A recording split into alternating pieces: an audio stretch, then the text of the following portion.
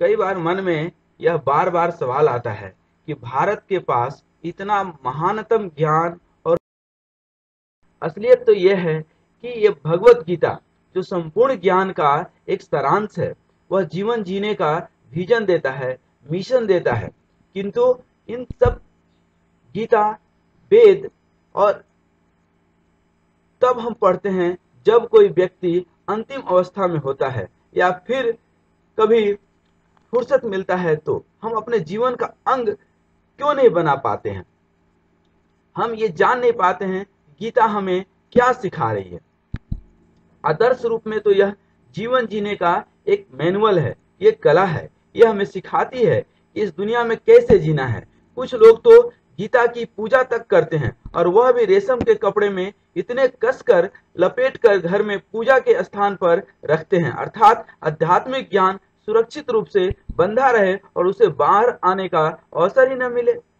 कई बार लोग पूछते हैं, इतना महान आध्यात्मिक ज्ञान होने के बावजूद इतनी स्थिति दयनीय क्यों है। इसका उत्तर एकदम सरल है। हमारे यहाँ महान ज्ञान तो है, पर वह किताबों तक सीमित है। यह ज्ञान हमारी कैसे मदद कर सकता है यदि यह किताब। हमारे गुरुदेव कहते हैं कि वह ज्ञान बाहर लाने का महान काम गीता ने किया, साधु संतों ने किया, कुछ विद्वान लोगों ने किया। इसमें गीता के संदेश को बहुत ही सरल श्लोक से आसानी से समझा जा सकता है। कृष्ण भगवान कहते हैं, आप अपने को खुद के ही प्रयासों से महान ऊंचाइयों तक उठाइए, अपना स्तर नीचे न ले जाइए, अथवा खुद को नीची निगाहों से कभी न देखें। अर्थात हम लोगों ने अपना सर्वश्रेष्ठ मित्र अपने को नहीं बनाकर किसी और को बना दिया। जो हमारे पास अति उत्तम आध्यात्मिक ज्ञान और परंपरा थी, उसको छोड़ करके हम लोग वेस्ट देखते हैं कि वहां के लाइफ स्टाइल में आज कितनी सारी दुख है। Worry, tension, fear, stress, pressure, anxiety, headache. Life style में कहीं भी हमारे धर्म ग्रंथ हमारे साथ नहीं है। इसीलिए हमारी स्थिति कुछ इस तरह से बन जाती है। हम दूसरे की परेशानियों से सीख नहीं रहे हैं कि पश्चिम ये सब कुछ पा करके आज कितना परेशान है और हम कितना सुखी थे। लेकिन हमारी दृष्टिकोण हम खुद नहीं देख रहे हैं, उतनी दूर देख रहे हैं, और हम ये एंजॉय करना छोड़ दिए। हम जिस प्रेम और प्यार को दुनिया को समझाते थे, आज हम खुद उसको प्रेम नहीं, काम, वासना में पड़ गए हैं। यह व्यवस्थित जीवन के आधार नहीं है। व्यवस्थित जीवन का सिर्फ 3 आधार है, और वह है सत्य, अहिंसा और शाकाहार। वह गुलामी हमें मंजूर हो गई, क्यों कि हम खुद अपने आप को कमजोर समझ गए। हम खुद विभाजित हो गए। किसी ने हमें विभाजित के ऊपर दोष लगाने की जरूरत नहीं है। आज आप कहीं भी जाएं, कोर्ट जाएं, हॉस्पिटल जाएं, आप कहीं भी जाएं, करप्शन अपने हद तक है। शायद ही कोई जगह मिले जहां आपको करप्शन न मिले। हम लगातार खुद को इतना समूहों में बांटते जा रहे हैं। हम दूसरों के खिलाफ काम करते हैं, उनके खिलाफ जाकर कुछ अर्जित करते हैं और सोचते हैं कि हम बहुत सफल हो गए। हम अपने लोगों से लड़ करके बैठ जाते हैं। आप वकील को देखें, आपस में एक दूसरे को लड़ाते रहते हैं और पैसा कमाते रहते हैं। डॉक्टर चाहता है कि आप जितना ज्यादा से ज्यादा बीमार हो, और हम लोग बीमार हो भी जाते हैं, क्योंकि खाने का ढंग नहीं है, रहने का ढंग नहीं है। सब कुछ हमारे शास्त्रों में है, लेकिन हम लोग कभी पढ़ते नहीं है।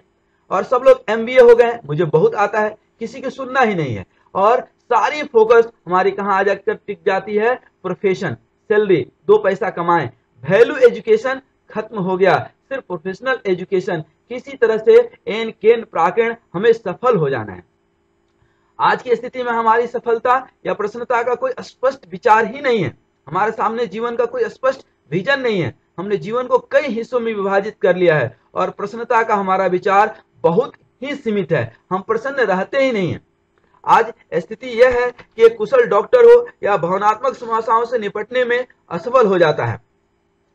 वकील या कोर्ट या कहीं आप RTO चले जाएं, हर व्यक्ति अपने ही व्यक्ति को लूटने में लगा हुआ है और खुद लूटा हुआ महसूस कर रहा है। ऐसा लगता है कि हम लूट गए।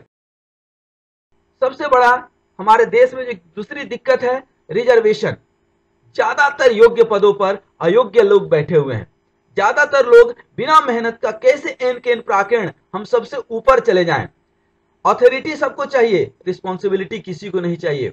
और जब बिना मेहनत का कुछ आपको मिलता है तो वह हमें देती है अहंकार, आलस्य, ईगो। और जहां ईगो आ गया, जहां अहंकार आ गया, वहां सब कुछ बर्बाद होता है। प्यार तो खत्म ही है, ये तो वासना है।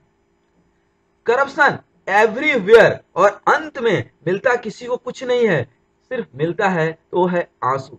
लेकिन फिर भी समझता नहीं है, खाली हाथ आए हैं, खाली हाथ जाएंगे, राजा रंक फकीर। लेकिन इस चीज को कोई समझने के लिए तैयार नहीं है। लूटो, जितना लूट सकते हो लूटो।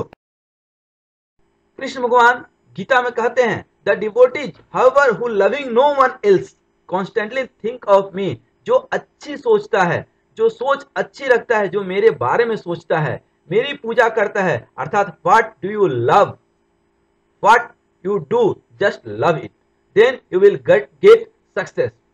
मी इन डिसइंटरेस्टेड स्पिरिट, कभी वह स्पिरिट जो कभी टूट ना पावे, to those ever united in thought with me, I bring full security and personally attend to their success. God helps those who helps themselves. आज हमारे नए युवा हर समय यही सोचता है कि हमें कैसे स्कॉलरशिप मिल जाए। हमें भीख मांगने की आदत पड़ गई, हमें देने की आदत थी किसी जमाने में, इसलिए विश्व गुरु बने। आज हम लोग खुद, जो हमारी गौ माता थी उसका हम लोग वैल्यू नहीं करते हैं। जो हमारे पास दिव्य ज्ञान था, जो हमारे ध्यान से प्राप्त हुआ था, वह हम छोड़ दिए। हम बाहर के परेशानियों को नहीं देखे कि बाहर मटेरियलिस्टिक होकर लोग कितने परेशान हैं, बल्कि हम भी परेशान होकर के उसको अपनाने लगे। हम अपने संस्कृति, सभ्यता और संस्कारों को छोड़ करके हम किसी और तरफ पूरी तरह से दौड़ चले, और हमारे पास ना कोई विजन है, ना कोई मिशन है, और न ही कोई राष्ट्र प्रेम बचा है। सिर्फ और सिर्फ एक ही चीज बचा है, और वह है एन केन प्राकरण, हम आगे आ जाएं, हमको सत्ता मिल जाए, हमको पैसा मिल जाए, हमको पावर मिल जाए, और यही संपूर्ण विनाश को जन्म देती है। जरूरत है कि हम अपने भारतीय सभ्यता, संस्कृति, अपने वेद, गीता, रामायण इत्यादि को बंधन में नहीं रख करके हम उस चीजों को कभी पढ़ें, अपने जीवन में उतारें। और जब जीवन में उतारेंगे तो निःशब्द पूरा देश, पूरा जीवन, पूरा परिवार, समाज एक सुखमय स्थिति में पहुंच जाएगा। सभी सुखी रहेंगे, प्रसन्न रहेंगे। आपको बहुत बहुत धन्यवाद।